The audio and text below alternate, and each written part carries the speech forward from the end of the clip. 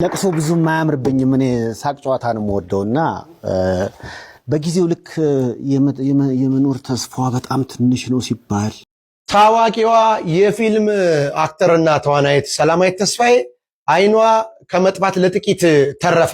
እጅግ አሳዛኝና ልብ የሚሰብር መረጃ ተሰምቷል። በርካታ ኦርቶዶክሳውያን መገደላቸው ተገልጿል።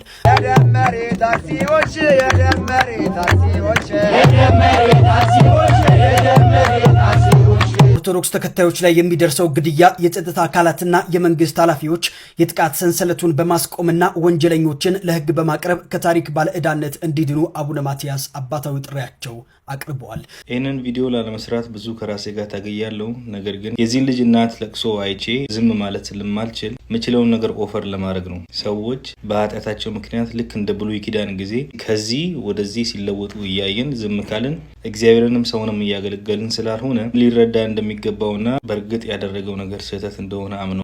ሰላም ወደ ቻናሌ ቤተሰቦች እንደምን አላችሁልኝ? ዛሬ እንግዲህ ከረጅም ጊዜ በኋላ ነው ተመልሼ የመጣሁት። በተለያዩ በግል ጉዳዮች ጠፍቼ ነበረ።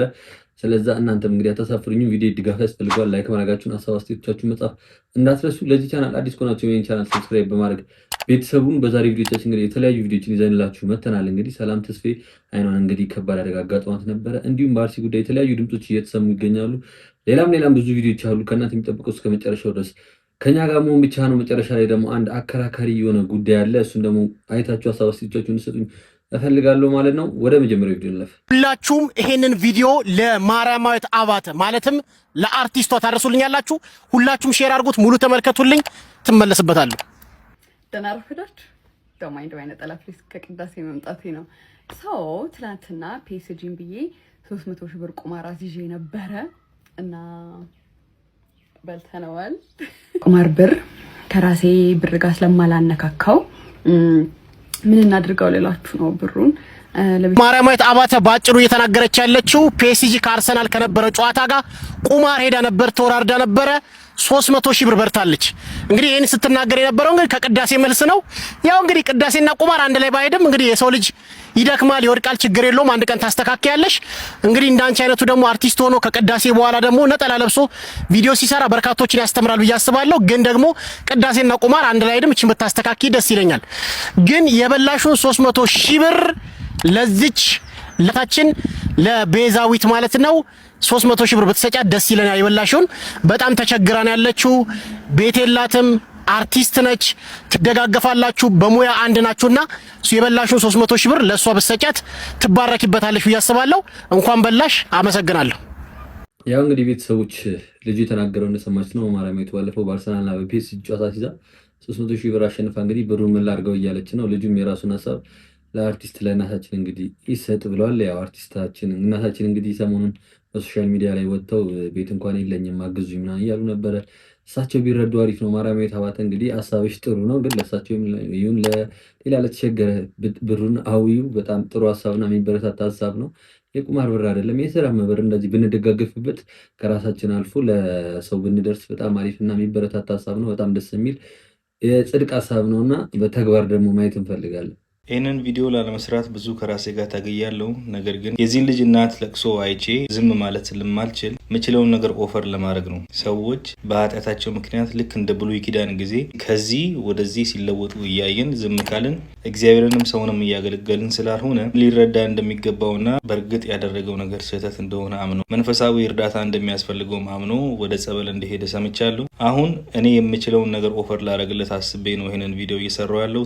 መንፈሳዊው ጥሩ ነው። ከዛ ባለፈ ደግሞ ፕሮፌሽናል ሰዎች እንደዚህ አይነት ነገር ለሚቸገሩ ሰዎች የሚረዱ ሰዎች ማወቃቸው በጣም ትልቅ ናን ፕሮፊት ኦርጋናይዜሽን ላይ የሚሰሩ ስላንተ አናገሪያቸው ይረዱ ፈቃደኛ የሆኑ ሰዎች ስላሉ እኔ ራሴ ፐርሰናሊ እልክልሃለሁ ኢንቪቴሽን ሌተር ወደ አሜሪካን ሀገር እንድትመጣ ማለት ነው። እግዚአብሔር ረድቶ ቪዛውን ካገኘኸው የትኬትህን እኔ ራሴ ቆርጥልሃለሁ። ለ3 ሳምንት እኛ ጋር ትቀመጣለህ። እግዚአብሔር በረዳቸው መጠን ያግዙሃል ማለት ነው። ይሄን ሰው የምታውቁ ስታለቅስ የነበረች እናቱን የምታውቁ ሰዎች ይሄን ቪዲዮ አድርሶላቸውና ፓስፖርቱን እንዲልኩልኝ፣ ምክንያቱም ፓስፖርቱ ስለሚያስፈልገኝ ኢንቪቴሽን ሌተሮቹን ለማዘጋጀት። ከዛ በተረፈ ግን ሰፖርት ሌተር ልትጽፉለት የምትችሉ የመንግስት ተቋማት ሆኑ ግለሰቦች ሆኑ ቪዛውን ለማግኘት ይረዳዋል የምትሉትን ነገር ሁሉ ልታደርጉ የምትችሉ ሰዎች ካላችሁ ቴክስት አድርጉልኝ። ቢያንስ የወለደችው እናቱ ተጎድታለች። የዚች እናት እንባ ይታደስ ገባ። አዎ ያደረገው ነገር ልክ አይደለም። ነገር ግን ደግሞ እሱም አምኖ የመንፈሳዊ እርዳታን እየወሰደ ነው ያለው። እኛ ደግሞ ፕሮፌሽናሊ ከረዳ ነው መጽሐፍ ቅዱስም ደግሞ ወደዚህና ወደዛ አድርገን ካሳየ ነው እግዚአብሔር ተአምራትን በሱ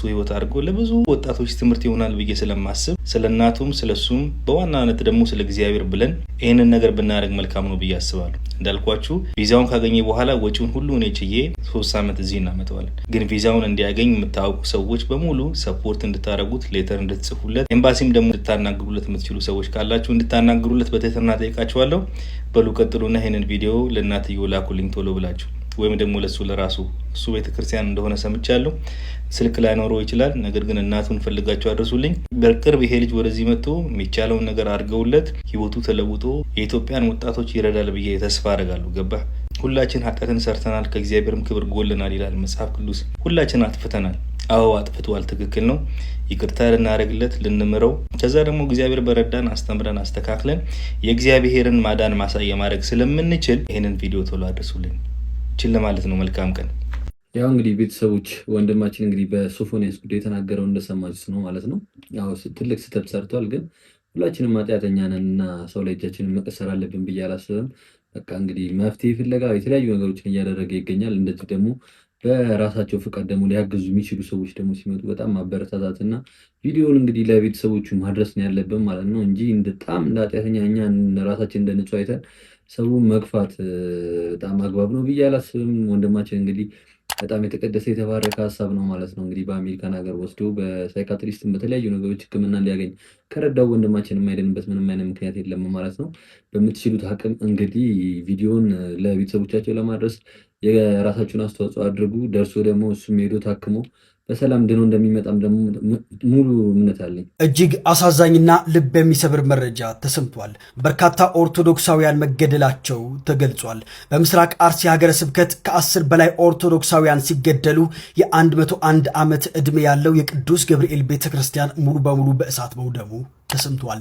የመድኃኔዓለም ቤተክርስቲያን ላይም ዘረፋ የተካሄደ ሲሆን ምዕመናን ጽላቱን ይዘው መሰደዳቸውና እንዲሁም ደግሞ መኖሪያ ቤታቸው መቃጠሉ ተነግሯል። ከግንቦት 23 ቀን 2018 ዓ.ም ጀምሮ በምስራቅ አርሲ ሀገረ ስብከት አስኮ ወረዳ ጠላታ ጨፋ ቀበሌና እንዲሁም ደግሞ ካራኮፍታኔ በሚባሉ አካባቢዎች በኦርቶዶክሳውያን ላይ ያነጣጠረ አሰቃቂ ግድያ ተፈጽሟል። በአስኮ ወረዳ ጠላታ ጨፋ ቀበሌ ብቻ በታጣቂ ኃይሎች በተፈጸመ ሰብአዊነት በጎደለው ጥቃት ከ10 በላይ ንጹሐን ኦርቶዶክሳውያን ተገለዋል። በአካባቢው የ101 ዓመታትን ዕድሜ ያስቆጠረው የጠላታ ጨፋ ቅዱስ ገብርኤል ቤተክርስቲያን ሙሉ በሙሉ በእሳት መውደሙ ማህበረ ቅዱሳን ቴሌቪዥን አስታውቋል። ያው እንግዲህ ቤተሰቦች እንደሰማችሁት ነው እንግዲህ በአርሲ ገብርኤል ቤተክርስቲያን ላይ እንግዲህ የተለያዩ ጥቃቶች እየደረሱ ይገኛሉ። እንዲሁም ዘረፎች እየተደረጉ ይገኛሉ። እስከ መቼ ነገር እንደሚቀጥለን በጣም ነው ግራ የሚገባኝ። የሃይማኖት ነገር ሴንሲቲቭ ነው። መንግስት ለምን እጁን የማያስገባ ራሱ የሚቻለውን ነገር አድርጎ በሙሉ እነዚህ ነገሮችን በተደጋጋሚ ነው አርሲ አካባቢ ያሉ ቤተክርስቲያኖች ላይ ጥቃት እየደረሰ ያለው እና ይህንን ለማስቆም እንደተከበዳቸው አልገባኝም። ግን ከዚህ ጋር በተያያዘ በጣም የተለያዩ ሰዎች ድምፃቸውን እያሰሙ ይገኛሉ። በአንዳንድ ቪዲዮችን ስታይተን ነበር። አርቲስት ሰለሞን ሙሄ በአርሲ እየተፈጸመ ስላለው ግድያ በምሬት ይህንን መልእክቱን አስተላልፏል። ሁላችሁም ይህንን ቪዲዮ ኮፒ ሊንክ እያደረጋችሁ ለብዙ ሰው ሼር አድርጎት። የምናውቀው ነገር ነው። ቤተክርስቲያን ተቃጥላለች። እንግዲህ ለማና ቤት እንደሚባል አይታወቅም። ነገር ግን ዝም ማለት ልክ ስላልሆነ እውነት የሚሰማ ፈጣሪ አለ፣ የሚያይ ፈጣሪ አለ፣ የሚፈርድ ፈጣሪ አለ። ማንም ጽዋውን ሳያወራርድ ማንም የሰራውን ስራ የበደለውን በደል ሳይክስ ወደ ላይኛው ዓለም እንደማይሸጋገር እንደ ክርስቲያን አምናለሁ። ስለዚህ ቅጣታቸውን ይቀበላሉ እናምናለን። ነገር ግን እየተጎዳ ነው እና መቼ ነው የሚያበቃው? የወገን ሞት መቼ ነው የሚያበቃው?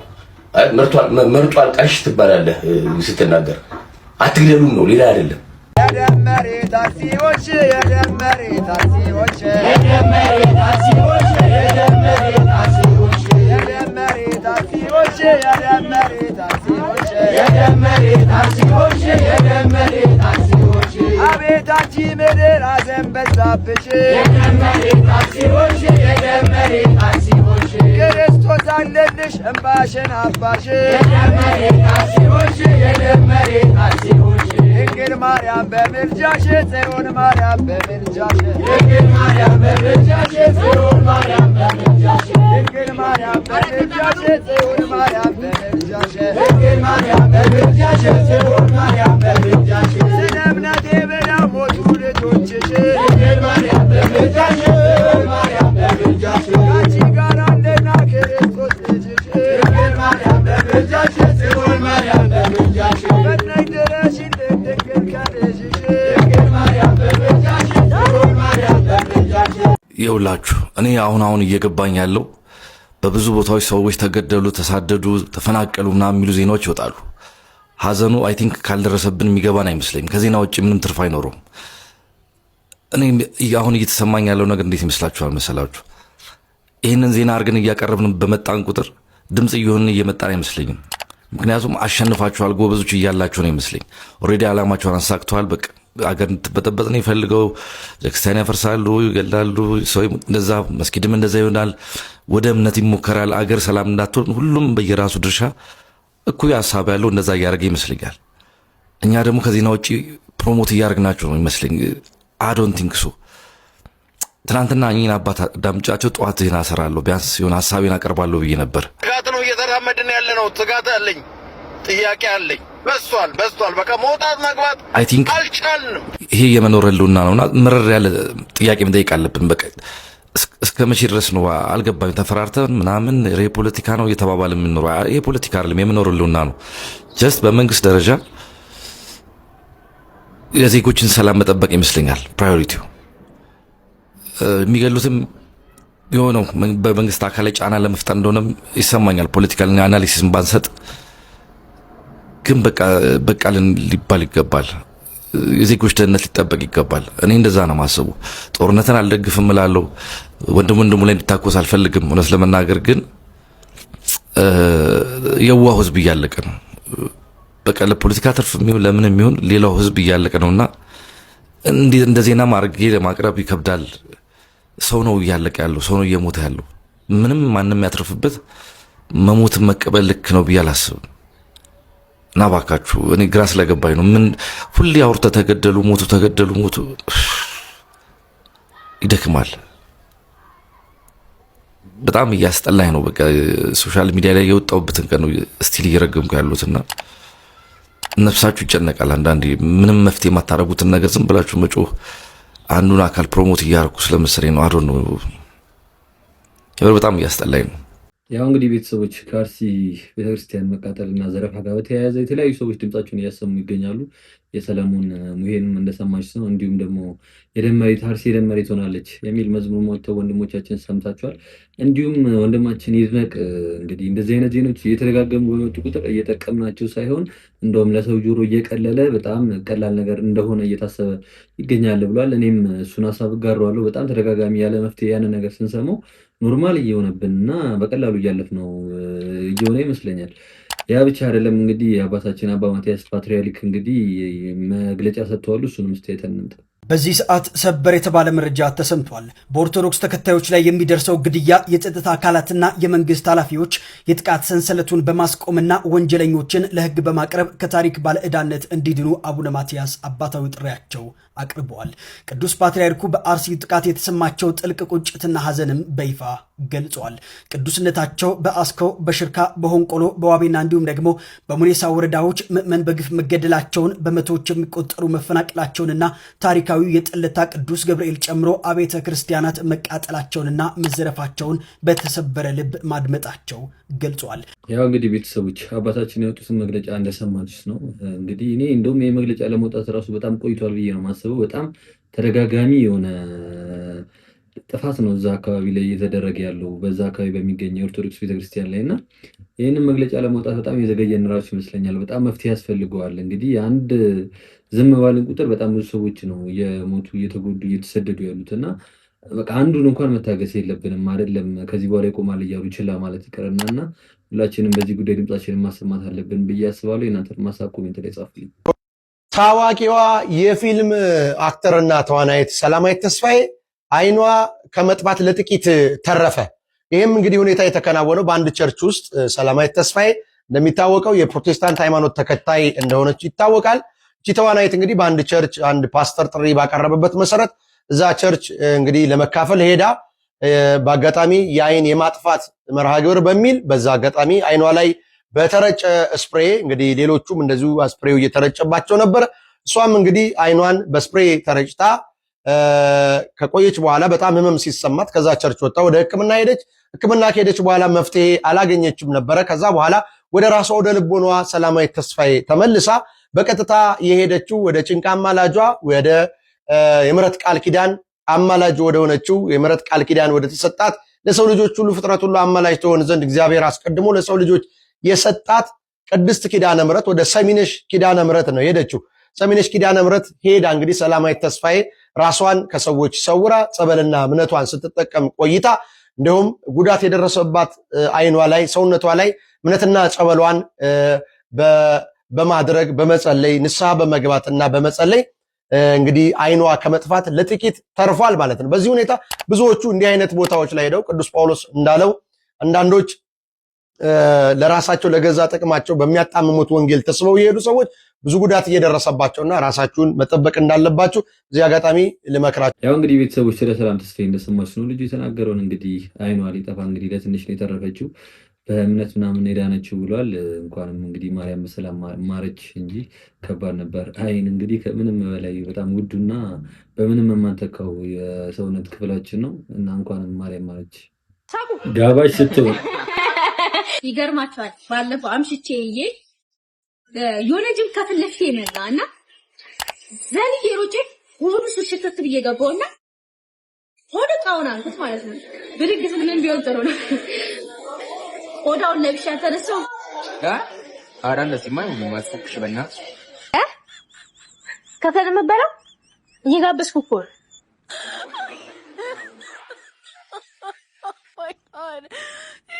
ምታች ደግሞ አስቂም እንዴ? እኔ ስቀልድ ማስቁ ከሆነ ተነሱና ሄዱ። አትበሉም እንዶ ሳቁ አያ ሆነ ቃውን አልኩት።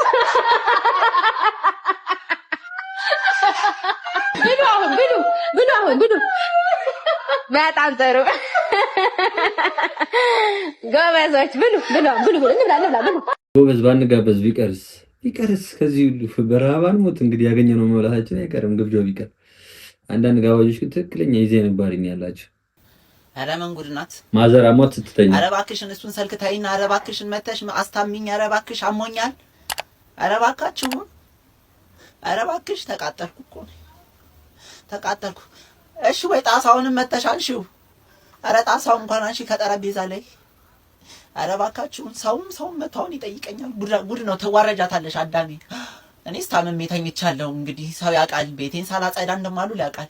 እናንተ ግን ትወቀ እያንዳንድሽ ጉድ ነው የምትባዩ። ታማ እንኳን ተኝታ ያጸዱም ወይ ነው የምትባዩ። ኧረ ወይኔ እንደ ጎረምሳ ዝርፍጥ ትበያለሽ። ይሄ ስልክ ነው ምግብሽ ይሄ ስልክ ነው ሲጀመር። ሌላ አንቺ ምን እኔ በሞት እኔ እዚህ በስብሼ በሞትም የማያኝ እኮ ሰው የለም። በስብሼ በሞትም እዚህ አፈር ላይ እየተኛሁኝ ቤቱንም አታጸጂ።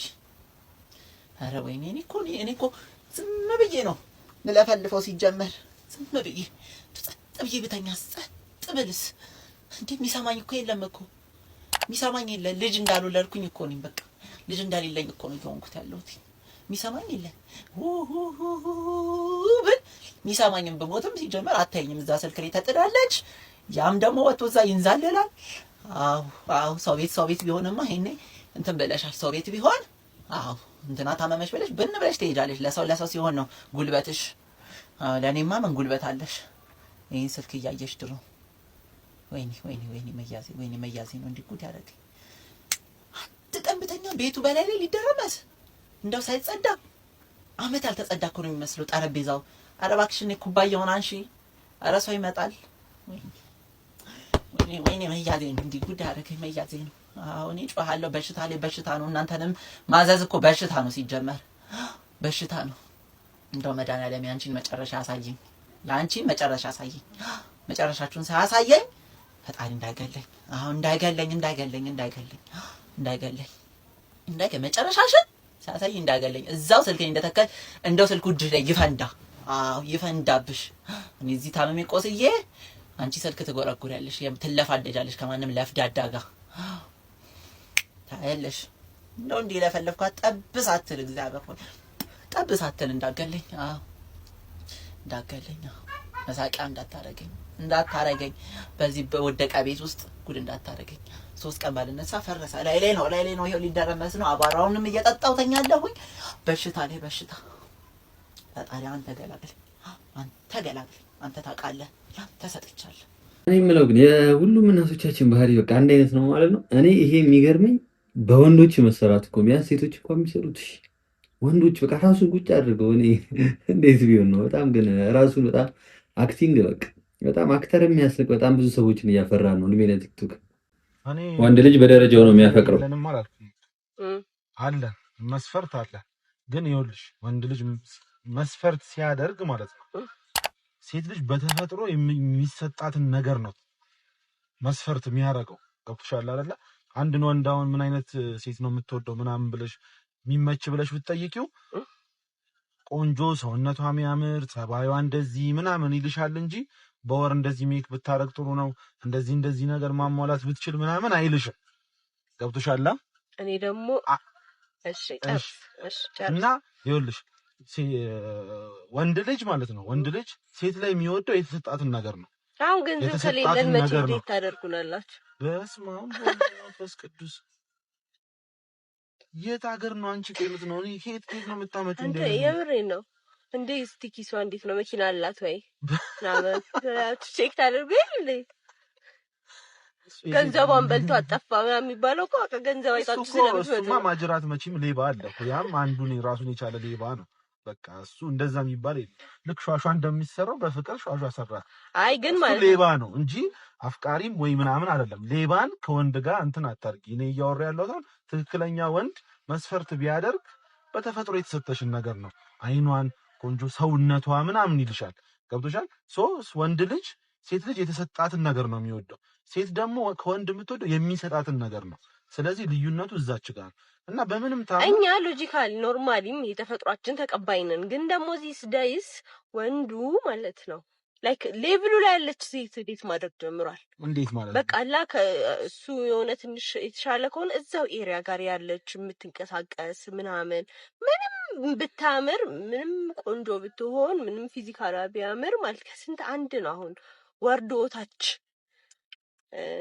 ምንም የሌላትን ሴት እያገባ ያለው ሂማኔሯን ያልቀጠለች አይላሿን ያልተሰራሽ ሜካፓን ጽድት አድርጋ ማትቀባ ሴት የሆነ ክላስ ያለው ሰውዬ ዴት አያረጋት።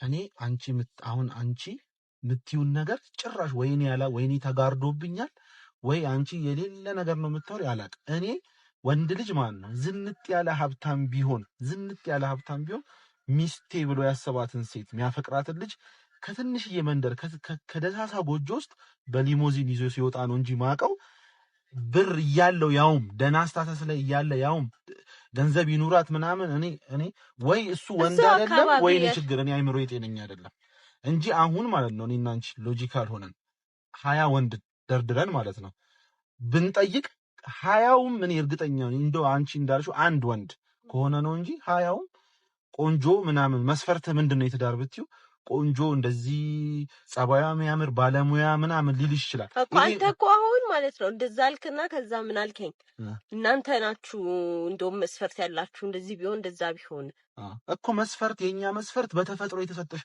እኔ አሁን አንቺን መስፈርት ይሳረግሽ መልክሽ ውበትሽን ገብቶሻላ ይሄ ላይክ ለፍተሽ የምታመጪውን ነገር ሳይሆን እግዚአብሔር በተፈጥሮ የሰጠሽን ነገር ነው። ወንድ ልጅ ደግሞ የሚወደድለት ለፍቶ የሚያመጣውን ነገር ነው። አንድ ጥያቄ ልጠይቅሽ። አንቺ የፈለገ አንድ ሰው ብታፈቅሪ እኔም ብታፈቅሪ ስታተስ የወረደ ቢሆን ቤተሰቤን ነገ የሚኖረኝ ቤተሰብ ማስተዳደር ላይችል ይችላል ምናምን ብለሽ ብታስቢ ምናምን ነገር ዱ ዩ ቲንክ ከኔ ጋር የምትቀጥይ ምናምን ይመስልሻል? እኔ እንደዛ አላልኩም ግን ይመስልሻል? ግን የመጀመሪያው አይመስለኝም። የመጀመሪያው ሎጂክ ግን ማለት ነው እሱ ነገር የለብኝም እሱ ጭራሽ ኮንሲደር ራሱ አላደረገው ታደርጋለህ። ለቤቴ ሴት ትሆናለች ወይ ለልጆቼ እናት ትሆናለች ወይ እመቤት ትሆናለች ወይ? ኖ ያ አይደለም እንዴ እንዴ በተፈጥሮ ሌዚ የሆነ ሰው አለ ልጅ ሲወልድ ምንድነው ላይክ ኬር የማይሰጥ ምናምን ከሆነ እንዴት ነው እንትን የምትለው? በተፈጥሮ ሌዚ የሆነ ሰው ማለት ምን አይነት ሰው ነው? ሌዚ ደግሞ አይሆንም። ግን እንዴት ነው ተፈጥሮ ሌዚ የሚያደርግሽ? እግዚአብሔር ሲፈጥር ሔዋንን ሁሉ አድርጎ ነው የፈጠረን። እሺ ግን ማለት ነው እንዲሁ ሌዚ ሆነች በቃ ቤቷን ማታስተካክል ማታጸዳ ከተፈጥሮ አና ያደለችው ከተፈጥሮ አና ያለች አይደለም። ያ ተፈጥሮ አይደለም አልክ እኮ ያ ተፈጥሮ አይደለም ማለት እንዴ ምን ነው ተፈጥሮ ያለው? በቃ እንደዛ መሆኗ ማለት ነው ኦን ፕሮሰስ ራሷ ልጅቷ ሰነፍ ሆና ምናምን የመጣ ነገር ሊሆን ይችላል ነው እንጂ ተፈጥሮ አይደለም። ስለዚህ አንተም እንደዛ አይነት ሴት ዴት አታደርግም አይደል? እኔም ደግሞ ማይሰራ ማይሞክር ማይጥር ሰው ዴት አላደርግም። ምንም በወደው ማለት ነው ነገ ለልጆቼና ለኔ የተሻለ ህይወት ሊሰጠኝ የማይችል ሰው ዴት አላደርግም። ያ እኮ ምንም ስህተት የለውም። ግን እኔ ደሃ ዴት አላደርግም ማለት አይደለም። ደሃ ሆኖ ግን እየሞከረ ያለ መስመር ውስጥ ያለ ሰው ችግር የለብኝም። ስለዚህ የትኛው መስፈርት ነው ከባድ ነው ለማሟላት? የእናንተን መስፈርት ማሟላት ነው ከባድ? የኔን መስፈርት ማሟላት ነው ከባድ? የእናንተም አይከብድም የኛም አይከብድም። አሁን እኮ ምን እንደዚህ እያወራን ያለ ነው ማን ሞር ያፈቅራል በሚል ተነስቶ ነው አይደል? ማን ሞር ፍቅር ይዟል ብለሽ ነው አይደል የጠየቅሽኝ መጀመሪያ?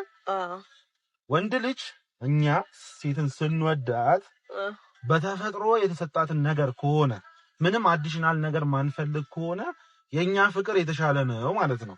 ገብቶሻል? አንቺ እኮ አሁን ራስሽ ምን አልሽ? የፈለገ ባፈቅርህ አልሽ ለቤተሰቤ የሚጠይቀውን ጥያቄ መመለስ ማትችል ወንድ ከሆንክ ለህይወት ስለማትሆነኝ አይ ካን ሙቭ ኦን። በቃ ለቤተሰብ አይደለም እኔ ላመጣኝ ቤተሰብ አይደለም እኔና አንተ ክሬት ለምናደርገው ቤተሰብ አዎ ነው ዩሲ ወንድ ልጅ ደግሞ እሱንም ኮንሲደር አያደርግም ጭራሽ። በቃ አሁን ስናፈቅርሽ ተፈጥሮሽን አይተን አፈቅርሽ። ልክ አይደለህም። እንዴት? በቃ አንተ ልክ አይደለህ። እውነት እኔ አንቺ የትኛው አንተ እሺ አንተ ልጠይቅህ ያንተ እህት ማለት ነው እህትህ ሰው ደሃ የሆነ ሰው ኖርማል ደሃ የሆነ ሰው ማይሰራ ሰው ዴት እንድታደርግ ትፈቅድላታለህ? ማይሰራ ሰው ማይሰራ ሰው ለምን ፈቅድልህ? በቃ እኔ ያንን ያልኩት እኛ እንደ ስታንዳርድ ካየንም ማይሰራ ሰው ማይሞክር ሰው ማይጥር ሰው ቤቱን ቀና ለማድረግ ማይሞክር ሰው ዴት አላደርግም። ግን ደሃ አይደለም መስፈርቴ ደሃ ነው ምናምን አይደለም። እኔ ደሃ ሆኖ ችግር የለም የመጣንበት ባክግራውንድ ሁላችንም ማናችንም ሀብታም ሆነን እንዲተነስተን አልመጣንም አይደለ? እሱ ምንድነው ነው እኔ ፖይንቴ እሱ የወንድ ልጅ አሁን እኮ እየገባሽ ያለው ነው ምን እንደሆነ ታውቂያለሽ? ወንድ ልጅ ካንቺ የሚጠይቀው በተፈጥሮ የታደልሽውን እግዚአብሔር የሰጠሽን ነገር ብቻ ነው አይደለም?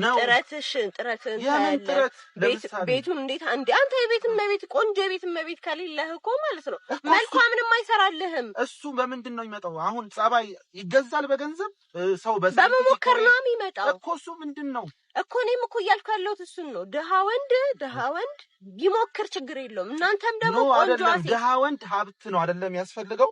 ሀብት ተፈጥሯዊ ነገር አይደለም። ሀብት አያስፈልገውም፣ ስራ ነው የሚያስፈልገው። ሀብት ከቤተሰብም ይመጣል። ሀብት አይደለም ሀብት ኖሮት ማለት ነው በስነ ስርዓት ሃንድል ማድረግ የማይችል ከሆነ ዜሮ ነው የሚከተኝ፣ ገደል ነው የሚከተኝ። አሁንም እየገባሽ አይደል? አሁን ለመጨረሻ ጊዜ ልንገርሽ፣ አንቺ ሴት ነሽ አይደለ?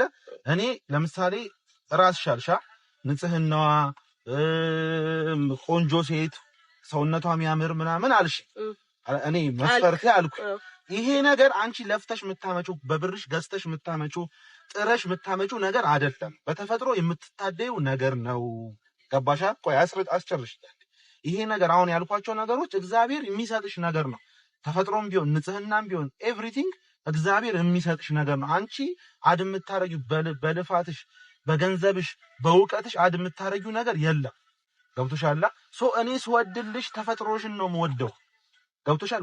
አንቺ ደግሞ እኔ ላይ ስትወጂልኝ የምፈጥረውን ነገር ነው የምትወጂው። ይሰራል ወይ ጎበዝ ነው ወይ ምናምን ብትወጂኝ እንኳን እነዚህን ክራይቴሪያዎች ካላሟላው አብረሽን ለመቀጠል ፈቃደኛ አይደለሽም። አንተ ግን እኔ ቆንጆ ስለሆንኩኝ ብቻ ቆንጆ እኔ አሁን ለምሳሌ እንደዚህ አየሁሽ፣ ወደድኩሽ፣ ቀረብኩሽ አይደለ? ምንም ነገር የለም። በቃ እግዚአብሔር የሰራው እግዚአብሔር ያፈሰሰውን ነገር መልኬን ስለሆነክ ብቻ አይደለም። አሁን እስካሁን ነገር ያለው አይደለ? ተፈጥሮ ነው። በቃ እኔም እኮ እሱን አሁን ጸባይሽ፣ እኔን ማክበርሽ፣ ሰውን ለሰው አንደርስታንድ የምታደርጊው ነገር ገንዘብ ከፍለሽ ገዝተሽ የምታመጪው አይደል ነገር አይደለም። ገብቶሻል? ወንድ ልጅ ላይ ግን የሚጠየቀው የሚፈለግበት ነገር አብዛኛው ነገር በልፋት ከተፈጥሮ ውጪ ነው። በልፋት በገንዘብ ምናምን የሚያመጣው ነገር ነው። ገብቶሻል? ስለዚህ እኛ ስንወድላችሁ ሞር ምናፈቅረው ተፈጥሯችሁን ነው። እግዚአብሔር የሰራውን ነገር ነው።